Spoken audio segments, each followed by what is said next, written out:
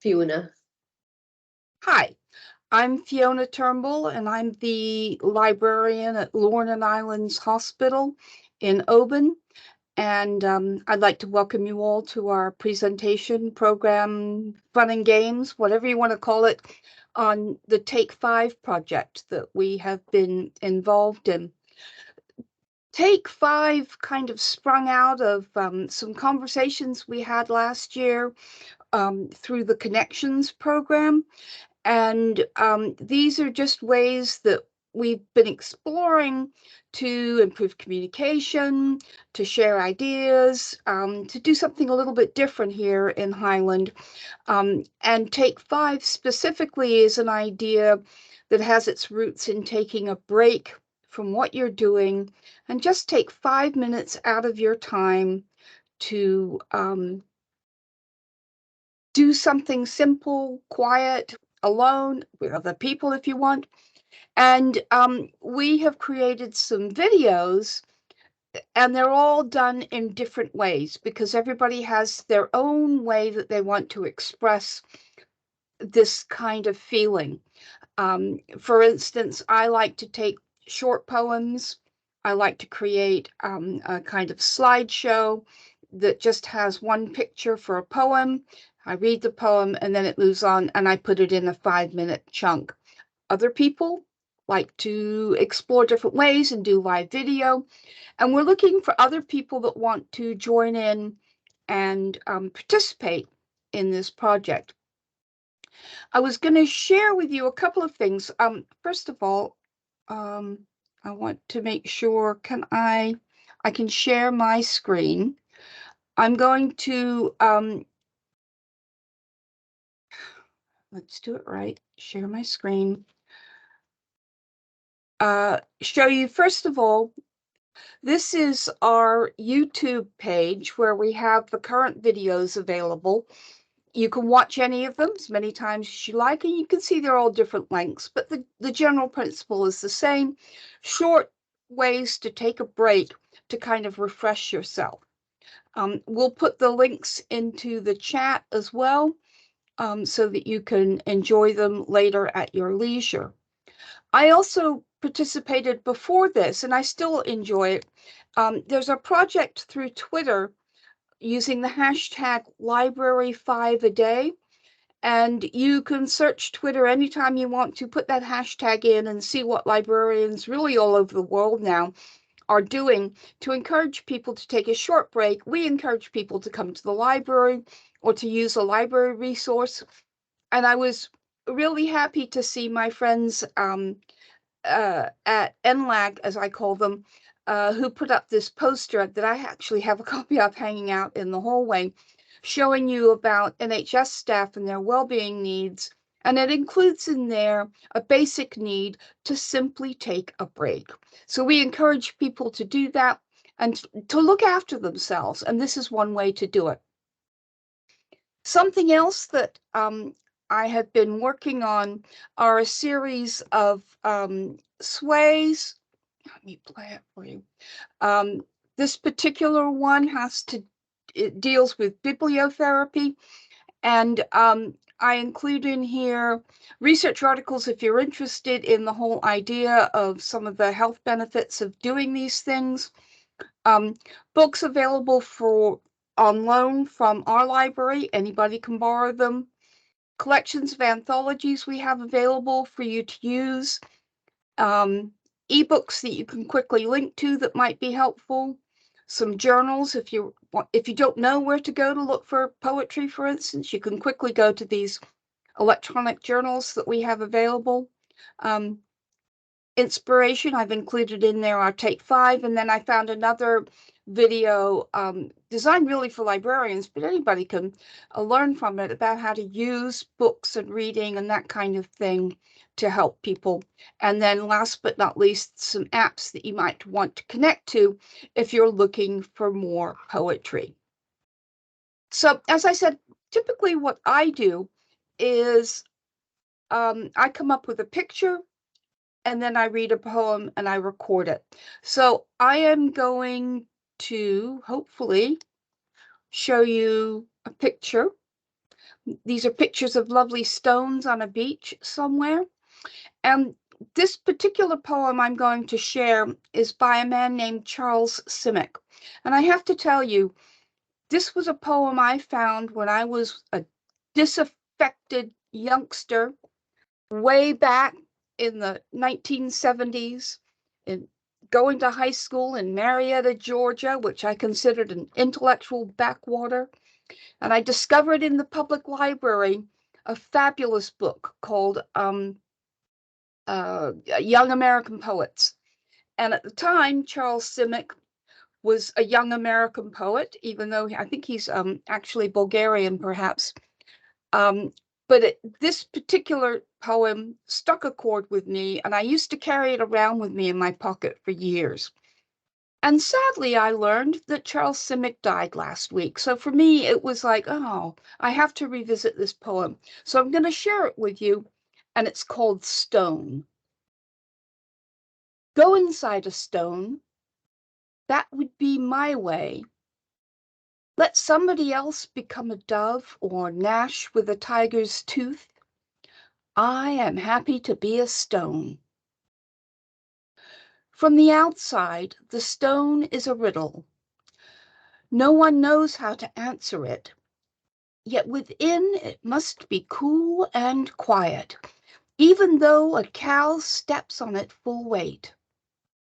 The stone sinks, even though a child throws it in a river, the stone sinks slow, unperturbed, to the river bottom, where the fishes come to knock on it and listen.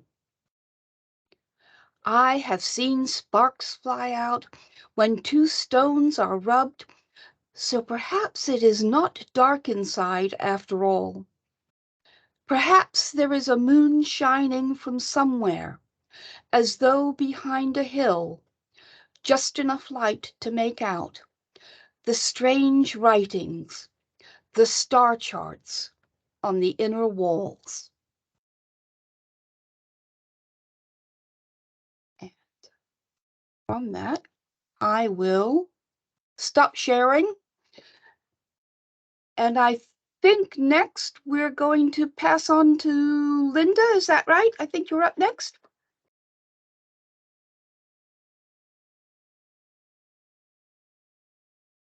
I'm no longer muted. I'm Linda Kerr. I'm a facilitator with Education, Learning and Development. I am now based up in Inverness and currently working from home. For me, Take 5 is about making time for relaxing activities for me and then to actually share with others. For me, it's part of my self-care, things that I do to keep myself healthy, physically, mentally, and spiritually. I think Take 5 is especially good on the sort of mental and spiritual fronts. I want to be at peace with my emotions, where I am in life, relationships. So Take 5 makes me stop and focus for a few minutes on poetry or other inspirational writings and thoughts. So it helps with sort of self-reflection. And what I want to actually talk about today, often I do use poetry, but I'm going to talk today about this wonderful book, Charles Mackesy and the boy, the mole, the fox and the horse. It came out, the book itself came out in 2019.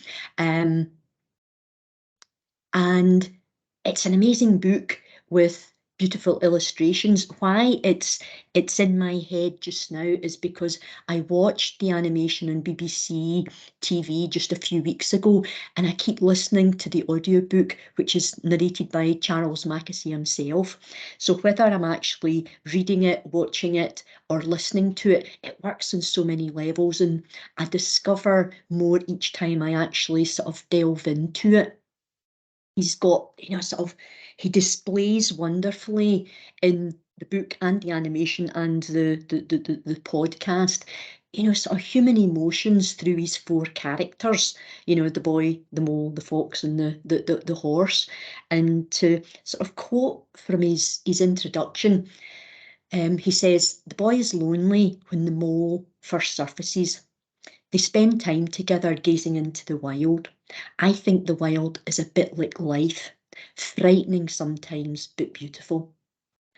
The boy is actually, full of questions. The mole is greedy for cake. The fox is mainly silent and weary because he's been hurt by life. And then there's the horse, who's the wisest of them all, depicting the kind of deepest and truest part of us, our soul.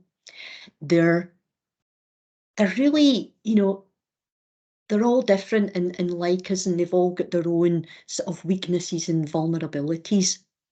And the book follows the four friends as they explore the world around them. And as they do so, they kind of casually reflect on everything they see and do, what they learn about themselves and what life actually means. So each of their conversations are brief but profound, and their comments are true nuggets of wisdom. They're honest, they're vulnerable, authentic, tender, and potentially sort of life-changing in their simplicity. Yes, the world can be a tough place, but it's also beautiful. And the solution to many of our woes is equally simple: to actually focus on kindness, compassion, and love, and have the courage to actually ask for help, because these give us connection and hope. And all this resonates, I think, because our mental health can't be taken for granted. I can read the book in 15 minutes. So think 3 take 5 sessions, and those 15 minutes are soothing. I've read the book from cover to cover on several occasions. Other times I just open it and randomly I'll look at drawings or read the inspirational words and the kind of whimsical, fun comments that just make me smile. Recurring themes are how the characters actually reframe negative thoughts and feelings and encourage each other to value themselves. And they build each other up by finding positive and true things to say about the others, regardless of what might be seen by the animal, the person themselves, as their shortcomings. So the story opens with the boy encouraging the mole. Before the boy and the mole are really even friends, the mole insinuates that he feels insignificant because he's so small. And instead of focusing on the size of the mole, the boy actually finds something positive to say about the mole. And he tells the mole, "But you make a huge difference." Yeah. The fox that confesses, he says, "To be honest, I often feel I've nothing interesting to say." And in response, the horse actually says, "Being honest is always interesting." There's so many other examples, so I'll share just 3 of my favourite exchanges. "What's the bravest thing you've ever said?" asked the boy. "Help," says the horse. Yeah. "We've got such a long way to go," sighed the boy. "Yes, but look how far we've come," said the horse. Yeah. "Sometimes I think you believe in me more than I do," said the boy. "You'll catch up," said the horse. So another interesting element I found is to do with health and well-being. Isn't it odd? We can only see our outsides, but nearly everything happens on the inside. The boy makes the observation that what happens in a person's mind is not always evident on the outside. And this observation comes after the mole shares with the boy that he's learned how to be present by breathing and focusing. And what the mole focuses on is cake. Yeah, so there's these sort of fun elements. The story sort of teaches me so many things without really much effort. It tackles some of life's big questions in a very unassuming way. I never tire of the kind of friendship, love, strength, and, you know, sort of the lessons in the book. It makes me feel warm and snuggly and happy to be alive. It's very much a comfort book. Thank you. Okay. So now we're over to Raymond. Yep. Thank you. Yes, my name is Raymond Deans. I'm a chaplain. I live and work in Butte, but also in other areas of Argyll as well. I like short stories a lot, whether they're new stories or ones that are thousands of years old from other parts of the world. But I'd like to share just briefly today some song lyrics that I like. These come from a 2009 film, and they're sung by an American woman called Miley Cyrus. This song is called The Climb, and it speaks a lot about life. It's about life being a journey. It's a tough uphill journey, but it's a rewarding journey to take. And it starts off in many ways, I think the way that we all have in life. I've got a dream, it's an exciting dream, but there's a wee voice just at the back of my mind saying, you're never going to do this. I know you've tried these things before and you've failed. Why bother this time? There's just always that wee nagging doubt creeps in to impact on your dreams. And the idea of the climb in this song is that it's not about a race. You're not trying to get to the top of the hill the fastest. You're just trying to keep going and get there, which crops up a lot. I've got to keep trying. And even when you get to the top, if you've ever gone hill walking, when you get to the top of one hill, there's always one that's higher up that you didn't see until you get to the top of that one. One of the things I enjoy in the song is that sometimes you have to lose. Sometimes you don't always win. Life's just not a series of good successes. Sometimes we just lose and we maybe fall down, but that doesn't make it the end for us. Sometimes we get knocked down, but we're not broken, we're not defeated.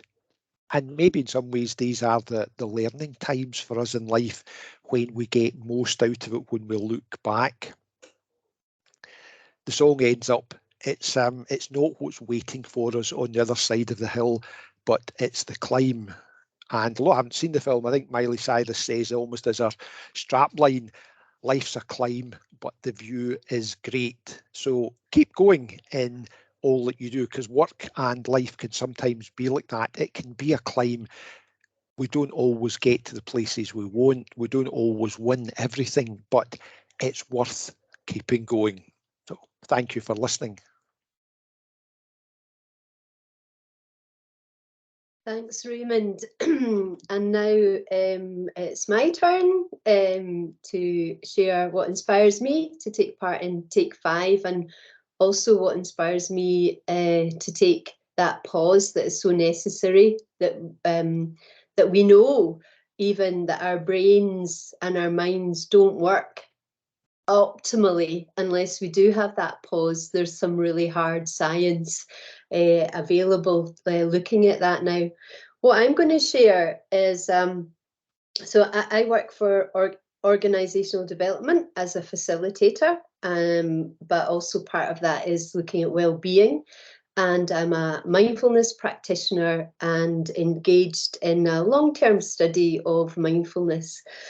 And what I'm going to share is that I fell out of love with a poem, and then something happened and I've come back to it with a bigger understanding and completely kind of fallen back in love with a poem.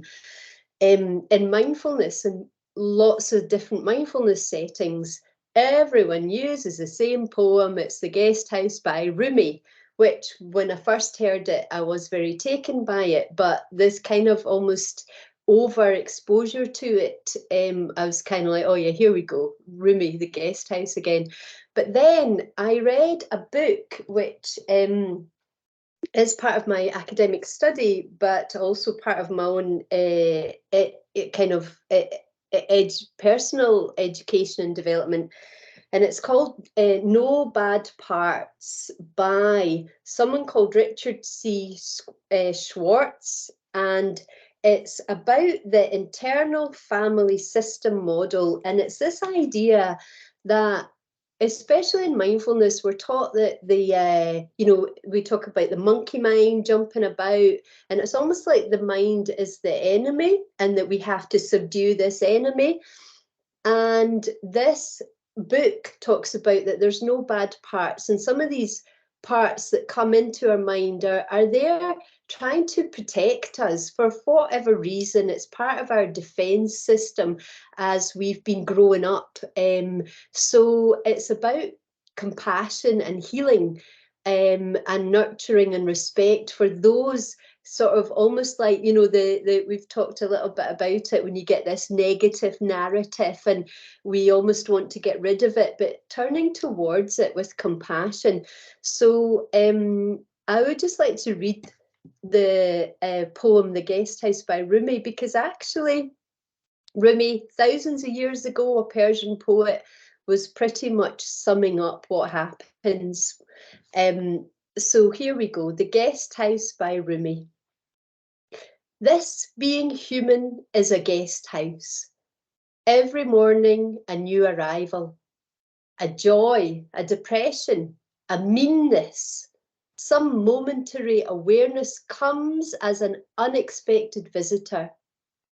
Welcome and entertain them all, even if they're a crowd of sorrows who violently sweep your house empty of its furniture.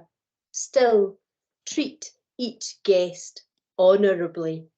They may be clearing you out for some new delight. The dark thought, the shame, the malice. Meet them at the door laughing and invite them in. Be grateful for whoever comes, because each has been sent as a guide from beyond. So that is Rumi, The Guesthouse, and I think we've come to the end, just in time, to our meeting of our Take 5 participants, and hopefully we'll encourage people to contribute if they want to, and also to visit our YouTube channel, Take 5. Does anyone else have some closing thoughts before we wrap this up? I think this has been a great opportunity for us to come together again. I've missed these chats, and just so you know, into the chat I put all of the links to all of the poems and things that people read and shared. And if anybody's interested in regularly meeting to talk about books, our book club does meet through Teams on the third Tuesday of the month, open to anybody that wants to join in, and we do a similar kind of thing. People bring what they want to share. We don't all sit and talk about the same thing. And sometimes just doing that is a nice break that you can take each day. But it's really important for your mental health to remember to take a break.